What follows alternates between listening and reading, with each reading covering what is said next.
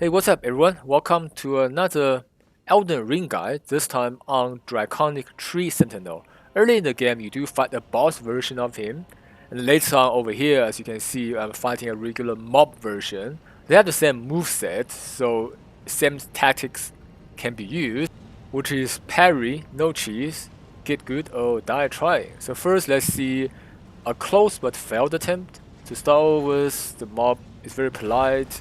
Don't get trampled by the hooves. Parry his strikes. You can't riposte, but you can whack him once and then do another jump attack. Roll that attack. You can actually parry that move, but I wasn't in a good position. That jump attack is very easy to parry. Whack him again, chase him, jump attack. Don't get trampled. Okay, make sure you dodge the flame. Another parry, I whiffed that one. Also, I rolled too early for the follow-up. You can see that once you make one mistake, it's very hard to get your rhythm back. Parry that. The jump attacks are one of the easiest ones to parry. Follow up with a leap attack. Yeah, that one I rolled better. Another parry. Once you get the boss to about halfway HP, he's gonna go into phase 2. He light up his hammer. And he'll summon an AoE lightning with his shield. Don't stand on the shiny blocks. And then dodge the flame while the lightning are going off. The horse like to sucker spit fire at you. The rest is still the same. And his attack gonna have a lightning effect now, but if you roll with the correct timing, you can iframe it all the same. I whiffed that parry there. Here's another AoE lightning. Make sure you don't stand on it. It's a good time to heal. But always keep an eye for the horse spitting fire at you. Another parry, whack. The rest is all the same. Here he does his big move, roll into the first strike, and then there's a delayed hammer strike with AoE that's harder to avoid. Reason for that is because the AoE spread outwards, so even if you roll, you might still get hit by the AoE going out. The one way to deal with it is just to simply wait and parry, which gives you point for style. And balls, I suppose. The other way is to wait, but further away from the hammer and then roll into it on the right moment. In doing so, the AoE spreading out would not hit you. The healing when the boss is not preoccupied is bad, because the fireball will just take your heal tiles away. So always wait for the boss to be preoccupied before you chuck a health potion. Like now.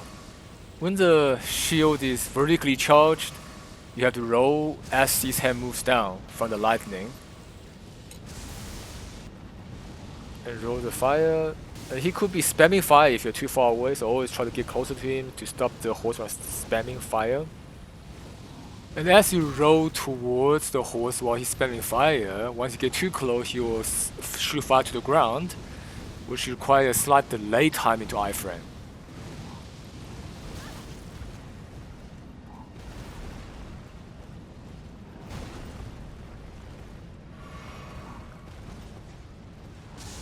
Charging out for a lightning move again. The shield is vertical, so roll as his hand moves down.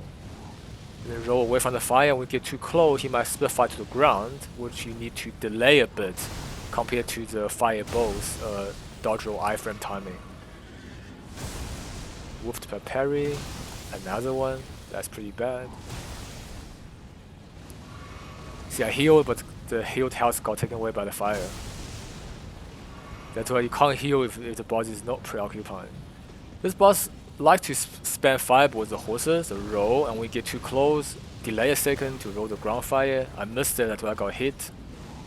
The regular fireball has a faster timing than the one where you are close to the horse and it will spit fire on the ground instead. That will be a lightning to roll.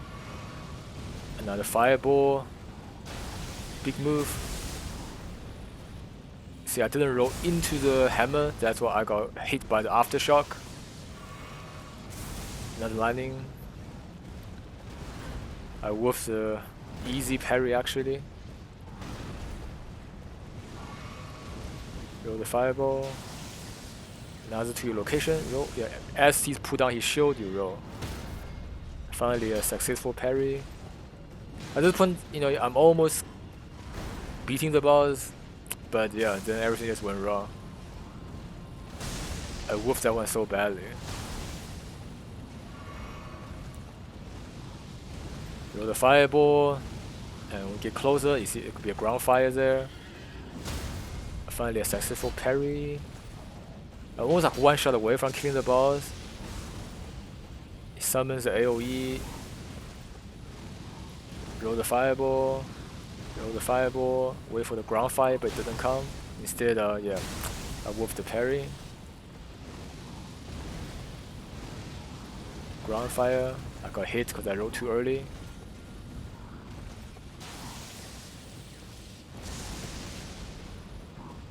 And then the out. I didn't roll in time. Alright, now let's look at my successful attempt. Casually walk up to the boss.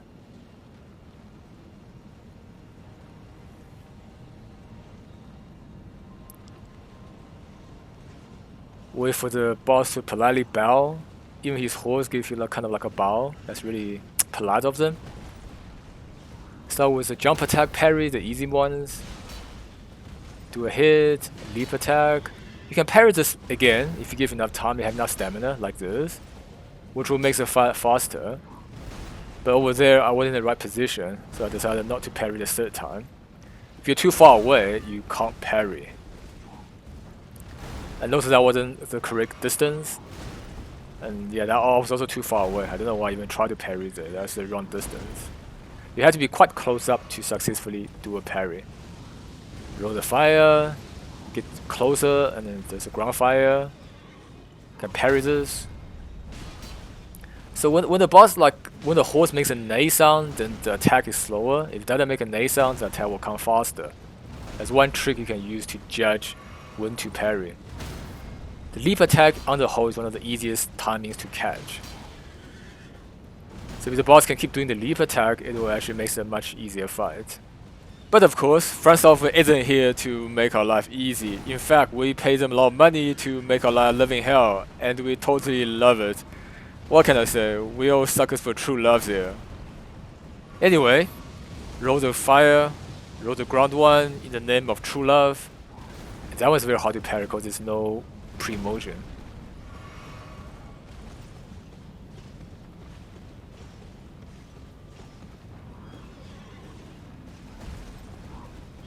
This one is the easy timing.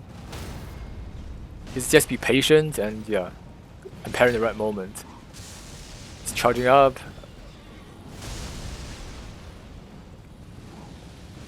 Roll the fire as you get closer, and then be careful of the ground one.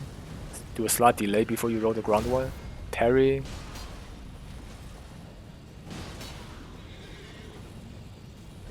Yeah, it was the wrong position that I couldn't parry. And I rolled too early, so I got hit by the residual lightning. Leap attack parry. Could have parried that one, but yeah. Wasn't feeling confident enough. The out. Roll into it, and then get some distance, and roll into the hammer strike. Parry. And you're gonna summon the AoE lightning. Make sure you don't stay on the glittering tile, and then you'll be fine. Always watch out for the fireball. The sucker fireball that the horse does to you. With that one, definitely should have gotten it. Don't know why I missed it. Leap parry. At this point, the boss almost dead.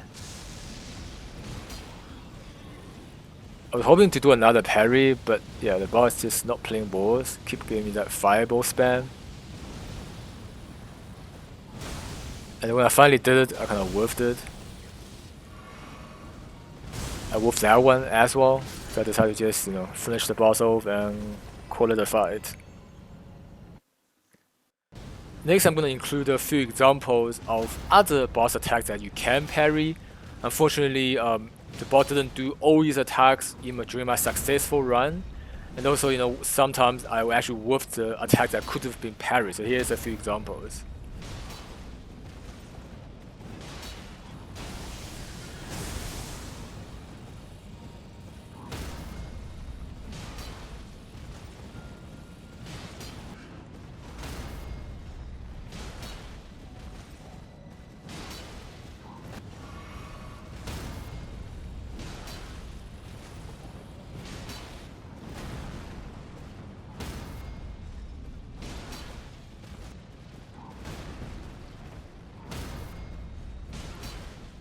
Alright, there you have it. Hopefully this guide has helped and has inspired you to try also using parry against all sort of Elden Ring bosses. And even if you don't want to parry or think parry is too hard for you, breaking down each boss's movement like this can still help you to know when you can dodge roll, right? Just replace all the parry with a dodge roll and then find the correct opening to do your attack, and they should still make your boss encounter easier than without a guide. Personally, I do like my games challenging, which is why as always, I'll continue to play Elden Ring with Parry the get good or die trying way. Stay tuned and subscribe for more future videos as I slowly work my way through various Elden Ring in-game bosses and parry every one of them that can be parried. Good luck out there, my fellow Tarnished. Thanks for watching, and I'll see you next time with another Elden Ring parry boss guide.